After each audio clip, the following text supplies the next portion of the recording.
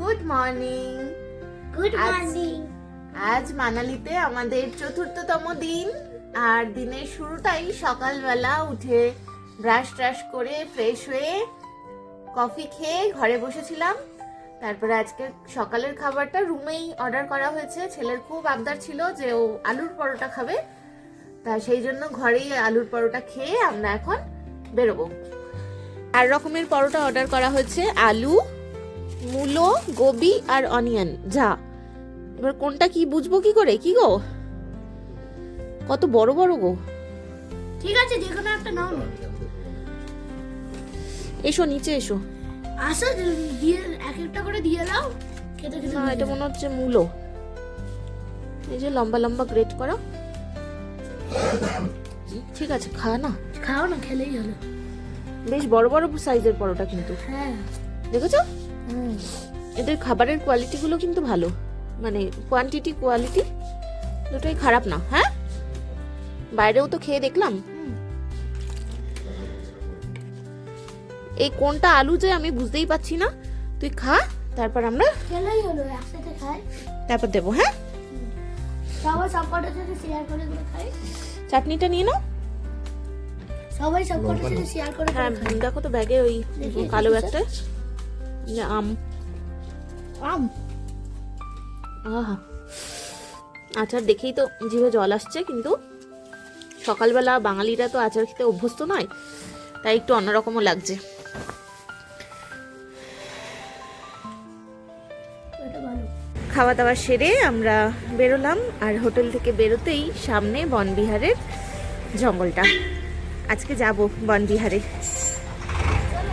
আজকে বনবিহারে ঢুকবো, বৌদ্ধিস্ট মনিস্ট্রিতে ঢুকবো। আমরা এর আগের বার যখন এসছিলাম মানালিতে 2014 সালে, তখন যে হোটেলটায় ছিলাম, ছেলেকে একবার তারই সামনে নিয়ে যাচ্ছি। তখন এই গলিটা এরকম ছিল না, গলিটা আরো ডাউন ছিল, আর এরকম টাইলস বসানোও ছিল না।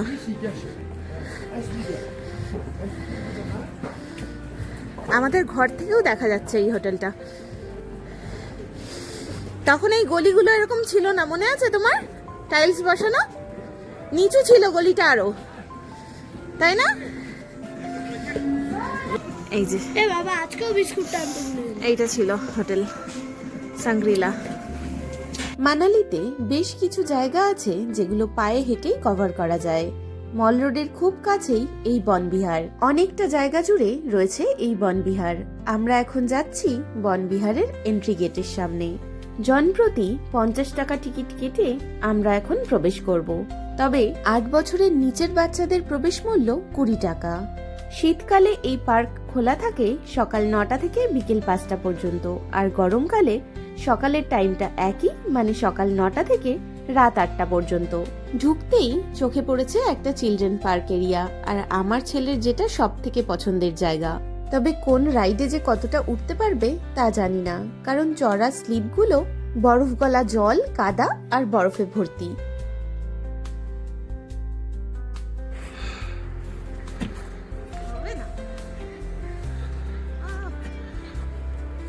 এখন চলছে খতরোকে খিলাড়ি ওয়ালা স্টান্ট। খিলাড়ি যে তুই হ্যাঁ, হাত দিয়ে টান, এগো। তুই হাত দিয়ে দড়িটা ধরে এগো, তাহলেই ওটা এগোবে। এগো, এগিয়ে যা, এগিয়ে যা।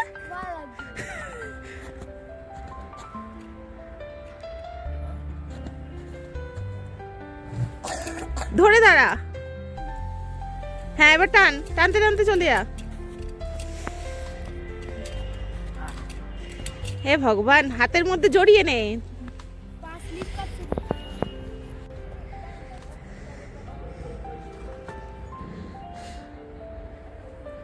অনেক রকমের অ্যাক্টিভিটি। জোড়া হাতটাকে উপরে ধরো, উপরেরটা ধরো, উপরের রডকে ধরো, ধরে পরেরটায় পা দাও।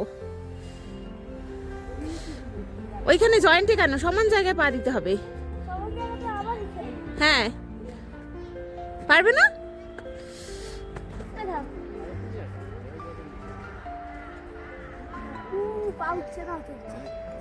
কেন উঠবে না? হ্যাঁ, এই জুতোর মাঝখানটা ধরো, পরের রডটায় সাপোর্ট দাও। হাতের প্রেসারটা পরের রডে দাও। দে না, পরের রডে দে হাতের প্রেসারটা। এই হাতটাকে সরিয়ে সামনের রডে নিতে হবে প্রেসার। क्या हुआ? कैसे हुआ? क्यों हुआ? क्या पता? और बैठे ঠিক আছে, আস্তে আস্তে নেমে পড়। নামতে পারবি? আস্তে আস্তে, অনেকটা ডাউনে।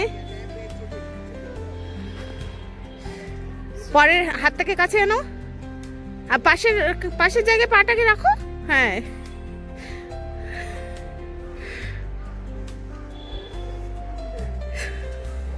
বাদর অনেকদিন গাছে ওঠেনি তো, তাই প্র্যাকটিসটা ভুলে গেছি।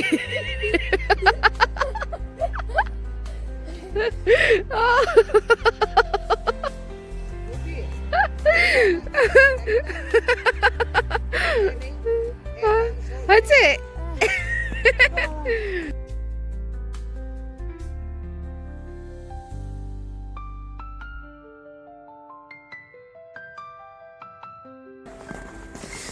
আশপাশটা পুরো জঙ্গল, পুরো প্রাকৃতিক সৌন্দর্য। চারিদিকটা শুধু জঙ্গল জঙ্গল আর জঙ্গল।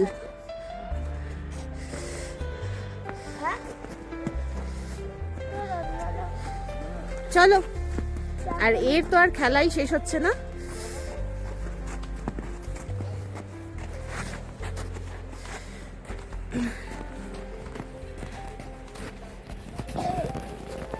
এবারে আমাদের মানালিতে মোট ঘোরার দিনের সংখ্যা হচ্ছে 5 দিন। তার মধ্যে প্রথম দিনটা আমাদের জার্নিতেই শেষ হয়ে গেছে, এসে রাতের বেলা ঘুমিয়ে কেটে গেছে। আর হাতে ছিল 4 দিন, মানে যার মধ্যে 2 দিন কেটে গেছে, না 2 দিন, হ্যাঁ 2 দিন কেটে গেছে। আজকে হচ্ছে তাহলে হিসেব মতো 3 নম্বর দিন, কিন্তু আমরা চতুর্থ দিন হিসেবেই বাছাই করেছি। আর এইবারে এতগুলো দিন এক্সট্রা হাতে রাখার কারণ যাতে আমরা ঘুরে ফিরে মজা করে অনেকটা সময় কাটিয়ে সময়টাকে নিজেদের মতো এনজয় করতে পারি। সেই জন্যই অনেকক্ষণ এসেছি বনবিহারে, এসে নিজেদের মতো অনেকগুলো গানের রিলস বানিয়েছি। সচরাচর রিলস আমি বানাই না, বা আমরাও কেউই বানাই না, কিন্তু হঠাৎ করে ইচ্ছা হলো যে কিছু কিছু মজাদার গানের রিল উঠেছে, সেইগুলো চলো বানাই। বনবিহার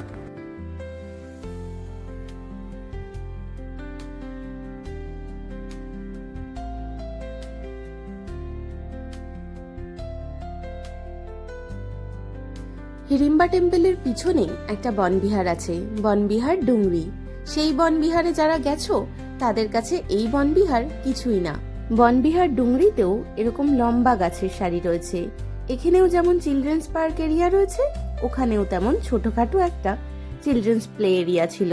এখানে একটা ছোট লেক আছে, যখন লেকের বরফ গলে যায় তখন সেখানে বোটিং হয়। আর বনবিহার ডুংরিতেও একটা ছোট সরোবর ছিল, যেটা হিড়িম্বা দেবিকা তালাব নামে পরিচিত।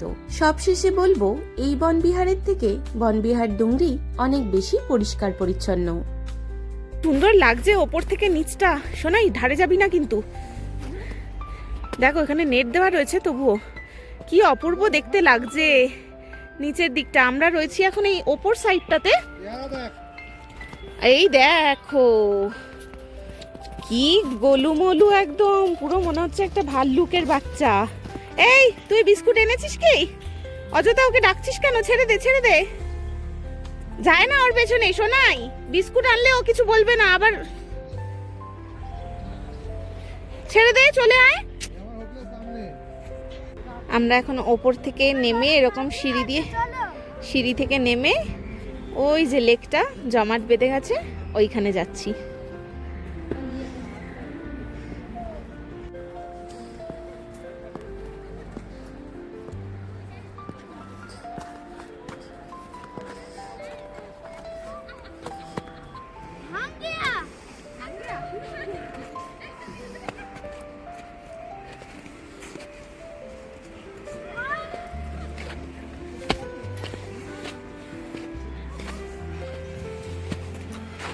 The frozen lake. Hey. বাবা বাবা, বরফটাকে লাড্ডু বানা, লাড্ডু, শক্ত লাড্ডু বানা। ঠিক এমনি বানা না।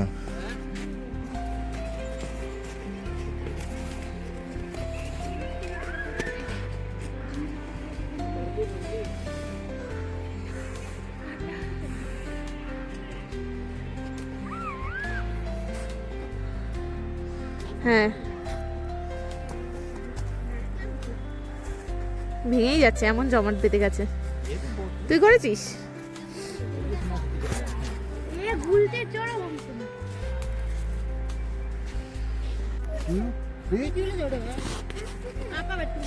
এ দেখো,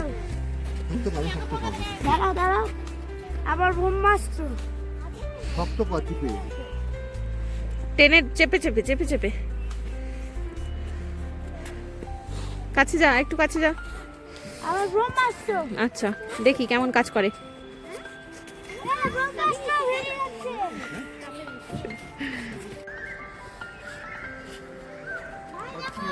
হ্যালো।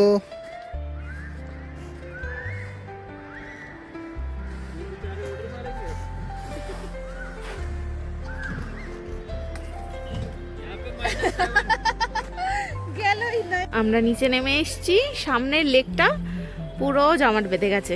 আর এখানে আমরা কত বরফের গোলা বানিয়ে ছুঁড়ে ফেলেছি। মামা, পৃথিবীর সবথেকে ধ্বংসের সব থেকে নোংরা বরফ তুলেছে পৃথিবীর সব থেকে।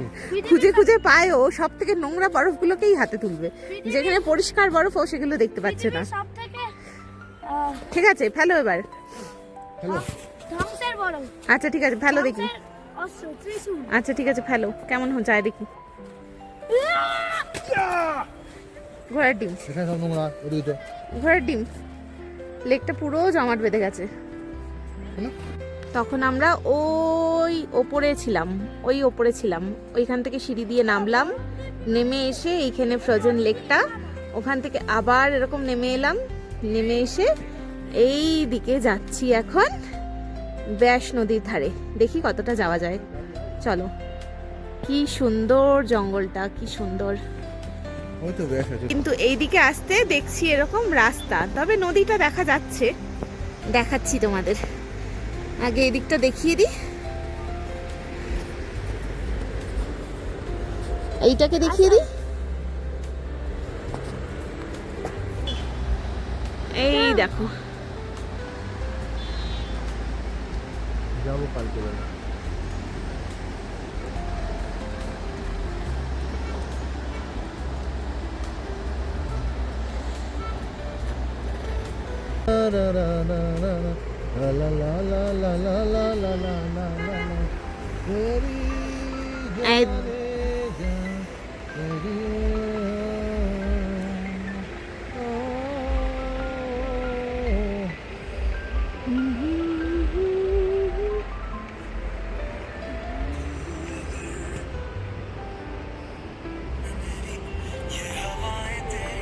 কালকে সোলাংয়ে স্নোম্যানটা বানানো বাকি রয়ে গেছিল, কিছুতেই আর বানাতে পারছিল না। শেষ পর্যন্ত আমাদের ড্রাইভার দাদা চট করে এসে তাড়াহুড়ো করছিল বলে নিজেই একটা বানিয়ে দিল, আমরা বানাতে পারছিলাম না বলে। আজকে অভিজিৎ একটা স্নোম্যান বানিয়ে ফেলেছে। ছেলে তো না নিজে বানাবে না কাউকে বানাতে দেবে, ওই জন্য বলেছি তুই আলাদা বানা।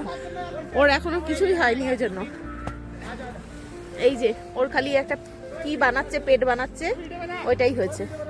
আর অভিজিৎ এই যে বানিয়ে ফেলেছে অনেকটা। আবার বরফ দিয়ে মাথা বানিয়েছে, না শিং বানিয়েছে, না কান বানিয়েছে, ভগবানই জানে। Rabbit rabbit.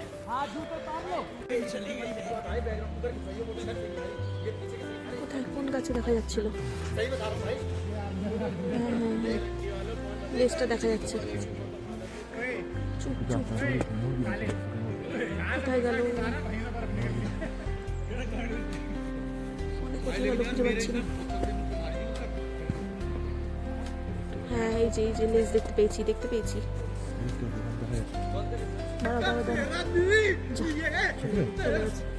শেষ পর্যন্ত দুজনেই দুটো স্নোম্যান বানিয়েছিল। প্রথম ছবিটা ছিল ছেলের বানানো, আর দ্বিতীয় ছবিটায় অভিজিতের বানানো স্নোম্যান। ঘুরে আসার পর ছেলের আবার আবদার যে ও চিলড্রেন্স পার্কে আসবে, আবার দোলনায় বসে পড়েছে। এতক্ষণ ভালো করে দোল খেতে পারছিল না, একা একা খালি বায়নাছি করছিল যে আমাকে পেছন থেকে ঠেলে দাও। এখন ওর বাবাই ওকে ঠেলে দিচ্ছে।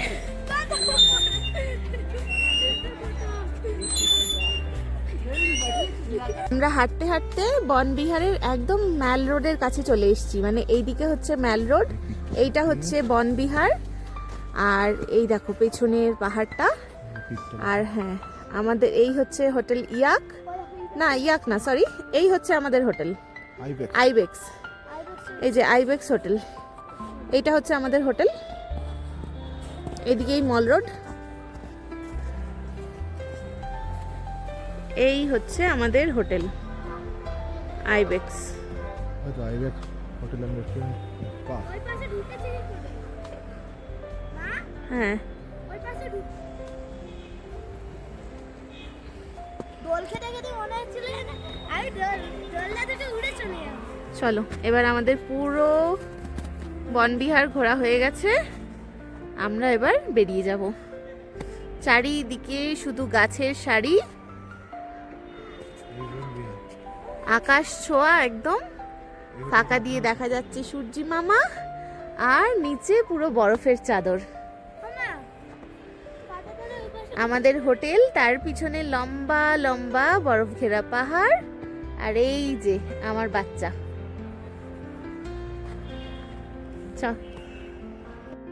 বনবিহার থেকে বেরিয়েই দেখলাম একটা দোকানে পকোড়া ভাজা হচ্ছে।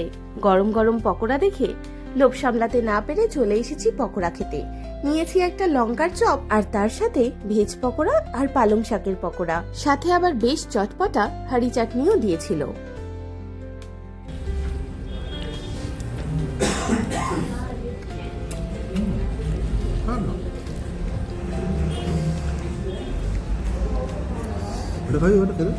না লঙ্কা নয়, ঝাল না, এগুলো ঝাল থাকে না।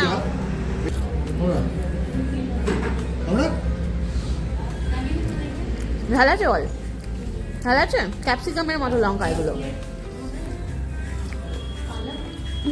ঘুরতে ফিরতে আমরা আগের দিনের মতো আজকেও এই একই শান্তি ভোজনালয়ে চলে এসেছি বাঙালি খাবারের খোঁজে। আজকে রয়েছে ডাল, আলু পোস্ত, মিক্স ভেজিটেবল, আর এলাকাটে মাটনের, ও সরি, বেগুন ভাজা, যেটা আমি খাইনি, ছেলেকে পাস করে দিয়েছিলাম, আর এলাকাটে মাটন নেওয়া হয়েছে।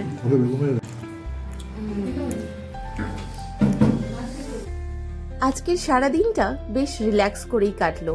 সকালবেলা দেরি করে ঘুম থেকে উঠলাম, সকালে হোটেলে ব্রেকফাস্ট করে বনবিহারে ঘুরতে গিয়েছিলাম, সেখানেও বেশ অনেকটা সময় কাটিয়ে একটু পকোড়া খেয়ে হোটেলে ফিরে এসেছিলাম। তারপর দুপুরের খাবার খেয়ে আবার ঘরে এসে রেস্ট নিয়ে এখন সন্ধ্যাবেলা বেরিয়ে পড়েছি একটু মল রোডে।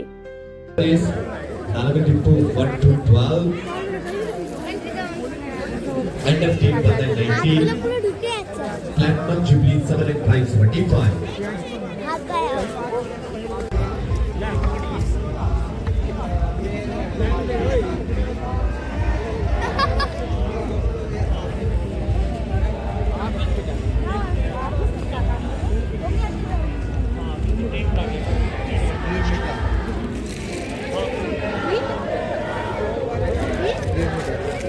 এটা খা। দেখিয়ে দে ওকে, ও দেখতে পায়নি, দেখতে পেয়েছে, চলে আয়। চলে না, আয় চলে আয়। ভালো ভালো ভালো ভালো কি বলছিস? ওমা এরকম দিয়ে ধোয়া বেরোচ্ছে।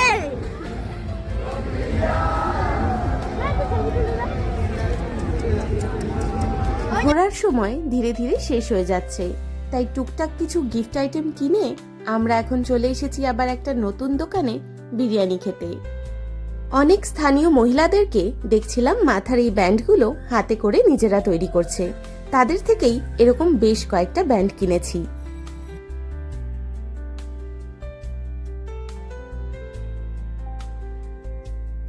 এই দোকানে দেখলাম বিরিয়ানির কোয়ান্টিটি আন্দাজে দাম অনেকটাই বেশি। বিরিয়ানির টেস্টটা ভালো ছিল, তবে দাম আন্দাজে এমন কিছু আহামরি নয়।